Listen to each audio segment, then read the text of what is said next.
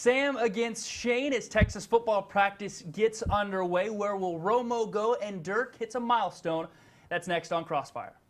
I guess we'll get into it, guys. Always enthusiastic, unbelievable, hard-nosed. Rolled up the sleeves for this one. This Dallas team was very overrated from the start, like they always are every year. The talent there, Kevin Mack, Eric Davis, and Cronin Roach, are maybe three of the most talented guys in the team. That's an ugly shirt. Always a pleasure having you on, guys. Time to freak out, Reese.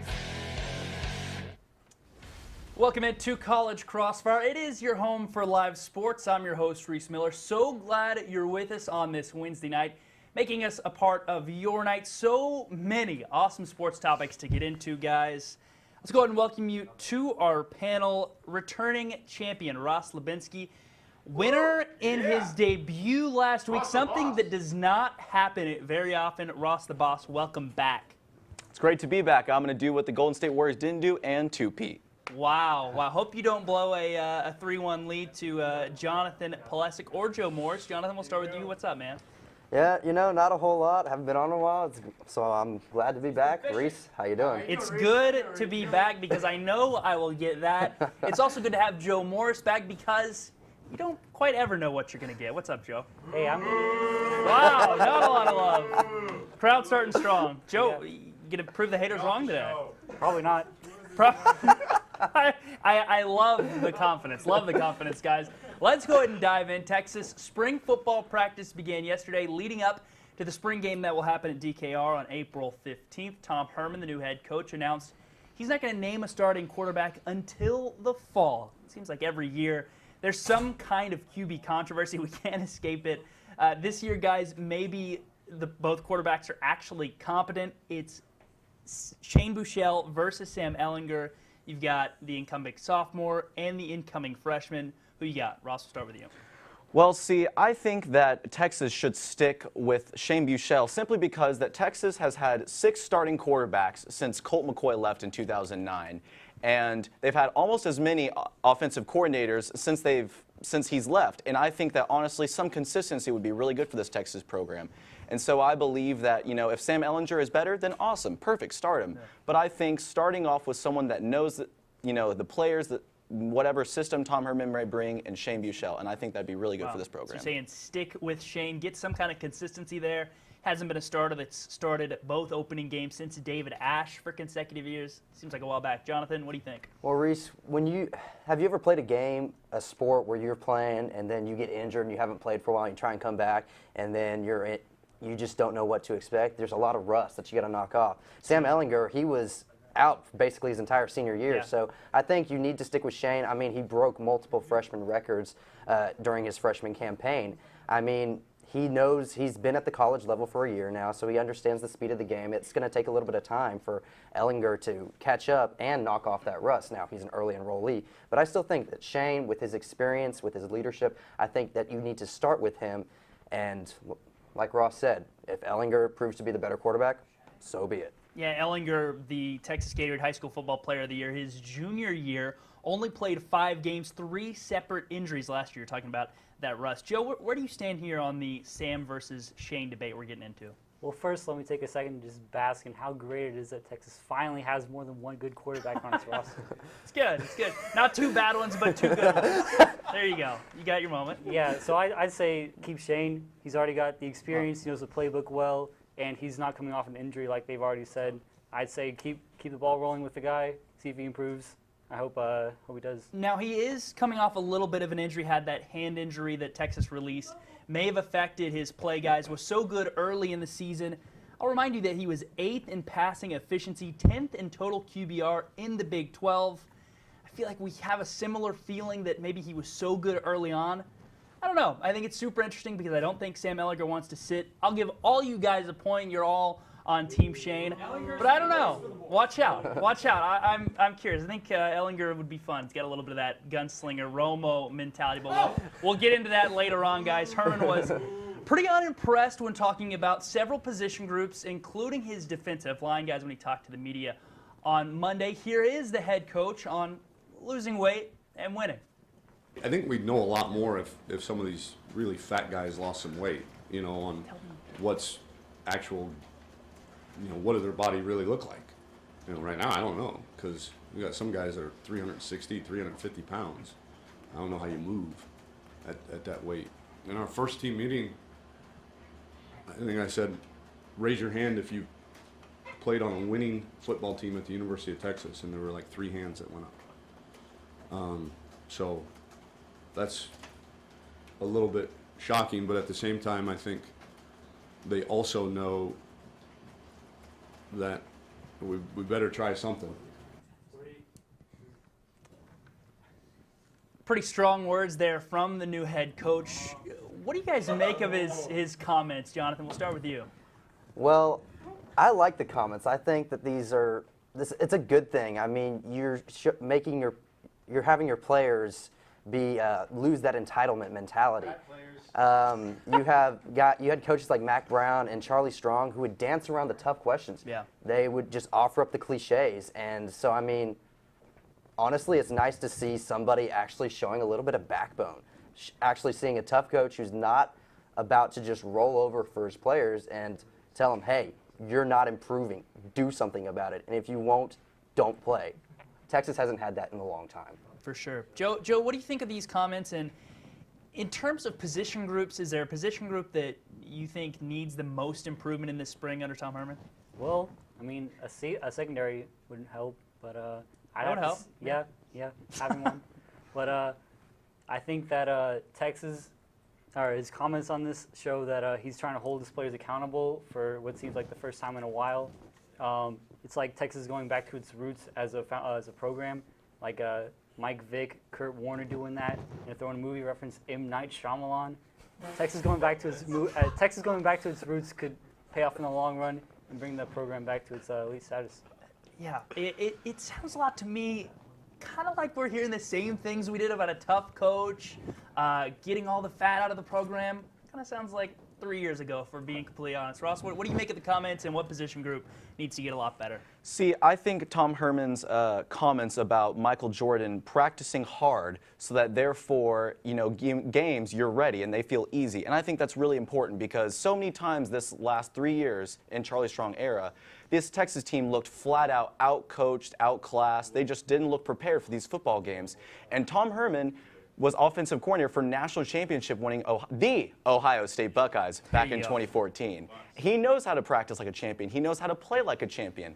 And this team could really use that kind of insight. And I think offensive line is one of the biggest areas that need coverage because Shane Buechele got beat and hurt so many times again. Dante Foreman could hardly run the ball when he could. It was just tough. So I think offensive lineman is one of the hardest things that they need to work on. Yeah, well, with a terrible offensive line, 2,000 yards for Deonta Foreman, pretty impressive. Jonathan, I want to get you back in here. What position group are you most looking for to progress this spring? What are you talking? Offensive line. Deonta Foreman had holes to run through all game long. I mean, you don't get 2,000 yards in, 12 games, 11 games for nothing. Defensive line, that position got shredded on a daily basis. And Charlie Strong, that's supposed to be his thing. And he's also a defensive championship caliber coach at Florida. So, wow. Jonathan, fighting words, come back.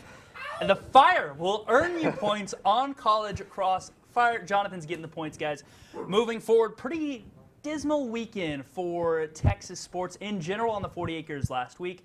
Texas baseball lost 3 games in a row, and the women's basketball team, who was supposed to move on and play Baylor in round 3 against Kim Mulkey and the Bears, didn't quite happen. They were upset, ousted early in the Big 12 tournament.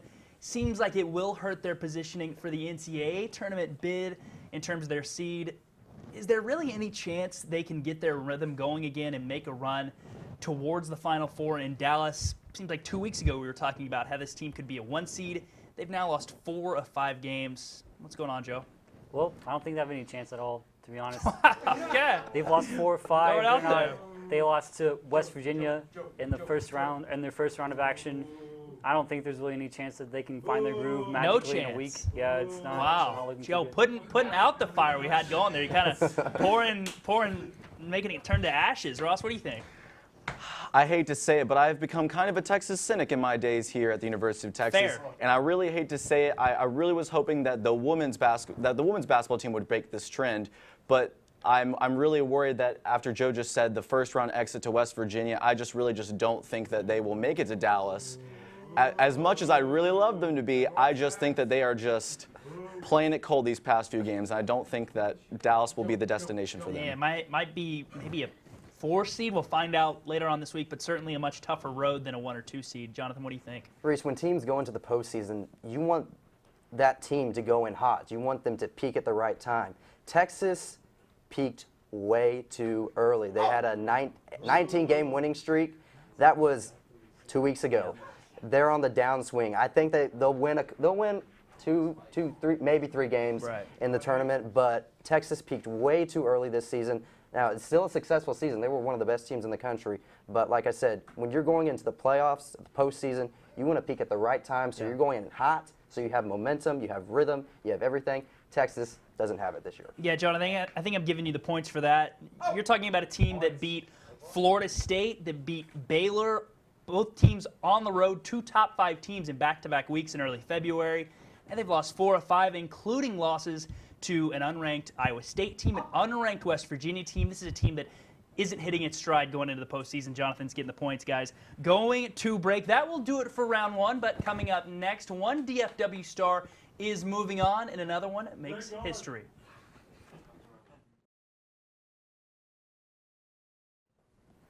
Welcome back to College Crossfire, your home for live sports debate. Thanks for spending this Wednesday night with us. So glad you have chosen to come to TSTV. Great matchup so far. Excellent panel diving into some Texas stuff. About to move in to some professional sports as well. Good score so far. We've got Ross Lebenske, the returning champ, with 1. Jonathan, 3 points. As good as you can do in the first round. Joe got 1 point as well, guys. Let's go ahead and move on into round 2. I'll try to hold the tears back for this one. The end of an era will happen tomorrow when the new league year begins. Free agency does as well.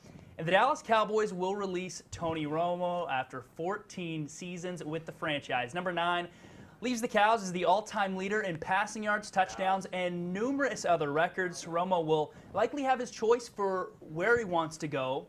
The question is, what team should take on Tony? Ross, we'll start with you. Well, I'm trying my best to fight back these tears, but I can't because, man, I am a staunch Tony Romo supporter. Loved him since day one, and I can't get enough of him. But I think maybe points right there. I think that he'll honestly end up in Denver. I think John Elway sees a lot of himself in Tony Romo. You know, this is a great quarterback that obviously can still perform at a high level, as exhibited in the Philadelphia Eagles game that he briefly appeared in. And I just think that he could help really perform for this Denver Broncos team. They could trade away Trevor Siemian, get a couple of draft picks. It just seems like a really good situation for Denver, and I think that they could be legitimate Super Bowl contenders if this were to come to fruition. Yeah, it feels a lot like what Peyton Manning was stepping into, although I don't want to say Romo's better than Manning by any means, but Manning was definitely deteriorating. Romo obviously some questions with health as well. Jonathan, where do you think Tony should go? Tony, come to Houston, please, please. Houston has no quarterback. We have Brock Osweiler and Tom Savage. Who are they? I don't know. They're garbage. Okay, Houston has needed a quarterback. They are a quarterback away from the Super Bowl. They have an elite defense without J.J. Watt. Number 1 in the league without J.J. J.J.'s coming back. You know what that means, the rest of the league? Watch out. So they have a running game. They have all these wide receivers. They just need the quarterback. And Tony Romo, he'll be playing in a weaker division with the Jags, the Colts, and the up-and-coming Titans. But still, it's a weaker division compared to the AFC West when you have the Chiefs, you have the Raiders, and the Chargers, all good quarterbacks. 3 good teams, yeah. You're talking about a Houston team that's won the division back-to-back years with us 3 playing quarterback. Garbage. Not great. Maybe better, just a little bit. Joe, what do you think? If I had to put money on this, I'd say he's going to the Browns, honestly. RG3's Browns, huh? Yeah, they're not going to re-sign RG3. The Chiefs have said they're not going to bring in Romo. The Broncos don't have a good offensive line, and they play in the toughest division in the league. He'll be going up against 3 very good defensive lines twice a year. So that's 6 games where he's just getting pummeled with no help from his line. He's probably not going to the Texans because they can't afford him with Osweiler's massive contract. And the Browns would honestly be the best choice for him. The Browns, huh? Yeah. Where everyone goes to die. Yeah, I mean, it's not like Romo's that great anymore. He's old. He's injury prone. All right, I'm cutting you off, Ross. Real quick, if he gets injured in behind the Great Wall of Dallas, he is going to literally die in Might Cleveland. actually end his career. I'm giving Jonathan points, Ross. You made a great argument for Denver, and I totally see that. I think it comes down to what's the best, easiest path to getting a Super Bowl. And I think that's Houston. I think it's a better defense. They've got a great running back, maybe a better wide receiving core. I don't know. I think that's a spot. Jonathan on a little bit of a point streak right now. To another DFW team, historic night last night in the American Airlines Center. Dirk Nowitzki notched his 30,000th point in typical Dirk fashion. Patented fade away from the baseline, guys, after an 18-point first quarter. He had the record with 10 minutes left in the second. Where does this put him, do you think, in the all-time conversation? I know that doesn't make his legacy getting to 30,000 points, but definitely a significant milestone. Where do you stand on this, Jonathan? Well, I mean, I'm a Houston fan, but I was watching the game last night and I was hyped. I thought he was going to get in the first quarter. It was close, 2 points away. 2 points. Dirk is easily a top 10 player of all time. I mean, he has the ring. I mean, and he's just been a consistent star for Dallas in his 20 years. He beat the original super team of the modern era with LeBron and Dwayne and Chris Bosh. Dirk is easily a top 10 player. It's hard to say top 5 because there's just so many good players, great players, but easily top 10, no debate. Yeah, I don't think he's top 5, but there is a chance he moves into 5th next year past Malone on the all-time scoring list. Joe, I know you're a big Dirk guy. Where do you sit on this? Easily top 10 and even third best offensive player all time, maybe even the second best. When you talk about guys that have innovated the game, you talk about Kareem's skyhook, you talk about Jordan's moves. Everyone else has been trying to copy Dirk, Kareem, or Jordan in their careers. You don't see people imitating Kobe or Tim Duncan or anyone else. And also, his playoff run in 2011 was one of the greatest runs of all time, sweeping the Lakers, going up against Portland, beating the Thunder, that 41-point game against the Thunder, the 6 come-from-behinds in the last 2 matches. It was incredible. Yeah, and no one expected that Dallas team to do that. Remember, they blew a 25-point lead in the first round of that postseason. Went through KD, Russ, LeBron, and Kobe to do it. Who's the next best player on that team? Jason Terry, maybe? Bryson Chandler? See, if you take away Dirk Nowitzki from the Dallas Mavericks, you have a team that doesn't make the playoffs 15 of the 18 seasons that he has been in the franchise. Not only has he been a star, like my esteemed colleague says, he has carried the entire workload for this organization. He has been their everything. What is the only thing that has stayed the same throughout Mark Cuban's tenure in Dallas? Dirk Nowitzki. And putting up 30,000 points is a testament to just truly how talented he is. Yes, he might not have the defensive prowess of Tim Duncan or even Karl Malone, but regardless, that puts him at number 3 power forwards easy all the time because he has the ring that puts him over Charles Barkley and Karl Malone. And I just think that obviously his offensive firepower has just contributed so much to this franchise. He's just incredible, truly. Awesome. It was great to see that. I think everyone in the NBA or sports fans in general loved seeing that last night. I think he's easily top 10 of all time, maybe put him 6, 7, 8 range even. Joe, I'm giving you the points just because you talked about how he revolutionized the game. He was really the first big guy that said, look, I can just shoot jump shots all the time, and that's why he's still good and can still set fire like last night, even at the age moving on. So hopefully we get a couple more years. Other NBA talk, moving on to the MVP discussion. He may be on Team Westbrook. Team LeBron obviously is always in the conversation. James Harden in Houston is having an outrageous year. But another man has started to stake his claim for the trophy. Kawhi Leonard the other night had one of those MVP, we talk about Heisman moments. He had an MVP moment the other night, hit a 3 to go ahead against the Rockets, then ran to the other end and blocked James Harden. Guys, is Kawhi Leonard starting to take over the MVP race? Where do you guys think he belongs in it? And I know it's surprising because we don't talk about him just because he's so quiet and he's in San Antonio, but Joe, where do you think he ranks right now? Kawhi Leonard is one of the best players in the league right now. I still have him at 3 in my MVP list behind Harden, and Westbrook is my front runner. You look at Westbrook, he's just too good, almost averaging a triple. He is averaging a triple-double. He'd be the first person in 50 years to do that. And you look at Harden, he's also very good. He's averaging 30 and 10, he'd be the 3rd player, I believe, in league history to average that. But you look at Kawhi, he's got steals, he can defend well, he's averaging 30 as well. But I just don't think that he can top what these other two guys are doing historically. It feels kind of like a Tom Brady situation or anybody that plays for the Patriots is their coach is so good that they don't get maybe as much credit as they deserve. And I feel like that's the same thing with Kawhi Leonard. My only problem with Russ is the last 4 times he scored 40 or more, they're 0-4. And so I'm not sure he's exactly. So like worthy of that. If you make the case that the MVP should be like without if you take that player away, that their team would be bad. Sure. Without Russ, it took them 60 points and they still lost to Portland.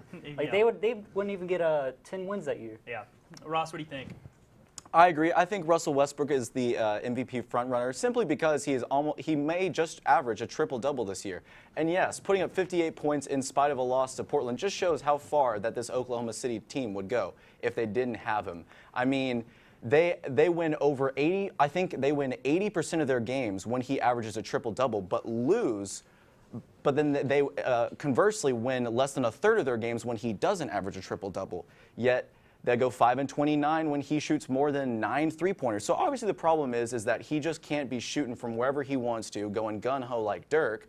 But if he still averages triple-doubles, it has kept this Oklahoma City team in the playoff hunt safely at number 7. But I just think that he deserves it because without him, this Oklahoma City Thunder team, we wouldn't even be talking about right now. Yeah, easily a lottery team, I think, with the supporting cast around him. Jonathan, where do you stand on MVP debate? Well, first, that Houston-San Antonio game was rough on me. That was brutal. Did not like seeing that happen. That's scary. Kawhi, he's had a great season. He's had a phenomenal month. But you can't deny what Russell Westbrook and James Harden have done over the entire season. Russell Westbrook with the triple-double average. James Harden with 29 and 10 right now. Harden's basically putting up a triple-double. He's a rebound and a half shy. Yeah. Kawhi, he's really come on this last third of the season, but it hasn't been enough time. And I think that James Harden is my front runner because you don't have an MVP coming from a 7 seed. You never see that happen. So it's Harden, Westbrook, and then Kawhi. Kawhi's the best two-way player on the planet, though. Sure. Easily the best defensive player out of anyone in the discussion. I think LeBron still has a chance to make a little run. I am going to give Joe and Ross the points. You guys sold me. I might take Harden personally, but you guys pointed out what he means to that team. Like we said, they're a top 5 pick team if they don't have him, so you guys are getting the points. Going to break, we will not want you to go anywhere because a rapid fire is coming up next.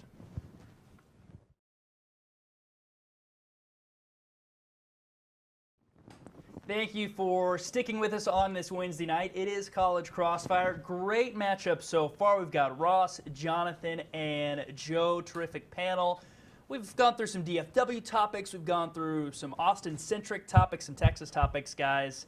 Points so far, Ross has 2, Jonathan with 3, Joe and 2. So pretty tight one, guys, going on rapid fire, just so you guys know, and the audience knows at home. Points are now doubled. You guys will get to jump in as soon as I ask the question. Only 2 today, each worth 3 points, guys. Barcelona today completed, you could argue, one of the greatest sports comebacks ever. They needed 4 goals to move on. They ended up getting 5 over Paris Saint-Germain. We're talking great sports comebacks here. They said that was better than the Patriots' Super Bowl comeback over the Falcons.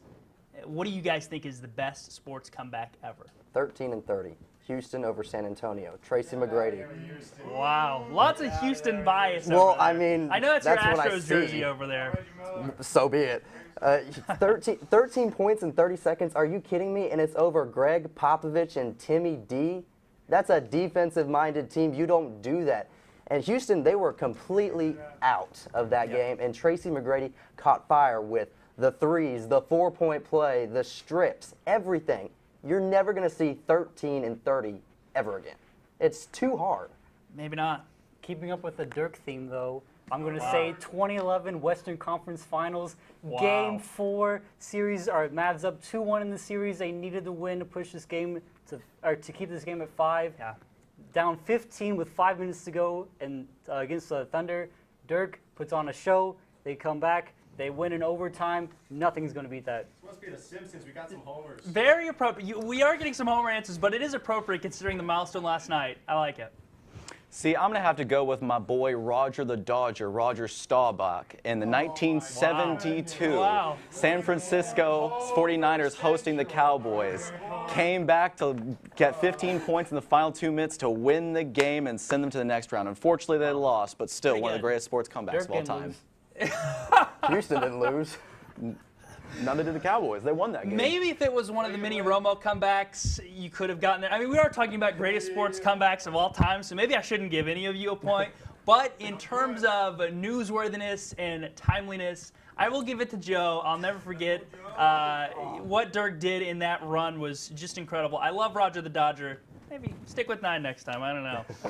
Final question, guys. Arian Foster, certainly an interesting character in the league, former Texans running back, former Dolphins running back, came out and said this week that he thinks he could take a Wolf on in a one-on-one battle. Now, this may seem a little bit silly to us, but I'm going to go ahead and let you guys pick your ideal matchup. You can pick the setting, you get to pick the athlete, and you get to pick the animal to go at it one-on-one.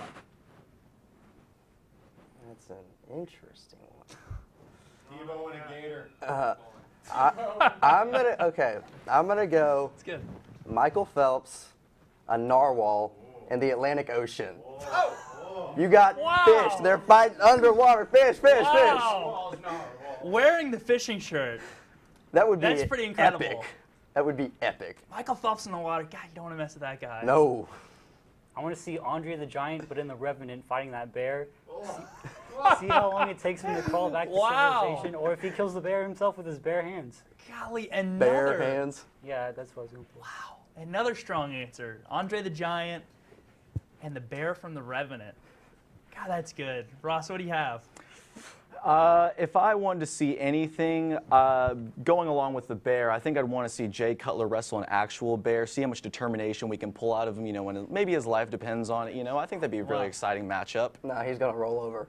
Yeah, like he I always think does. he You're would right. probably, I don't know, complain about like an injury or something and maybe kind of like, Shrug. Just check kinda sit out. down. Wow, I'll be honest, I don't know who to give the points to. I need some help from the audience. Do we like Michael? Do we like Michael Phelps in the water? Oh, not a lot of love. Or do we like Andre the Giant? We did get enough. Sorry, Jonathan. I love the answer. This is rigged. I hate it when we leave it up to the audience. We had to do it tonight. Joe, there is no time for FaceTime, but you will Tebow be with sucks. us hopefully back next week. So thank all you guys for an awesome job as we are moving on. No show, as a reminder, next week. We will be back in 2 weeks, and then from the rest of the year on every Wednesday night at 9. College Press Box, remember, always on Monday nights at 9:30. Check that out for the latest Longhorn sports news. One last reminder, no shows next week. Keep up with us over the break on social media at TSTV Sports. For everyone here at TSTV, for our awesome panel, congrats to Joe on the victory. Thanks to you for spending your night with us. And until next time, I'm Reese Miller. So long.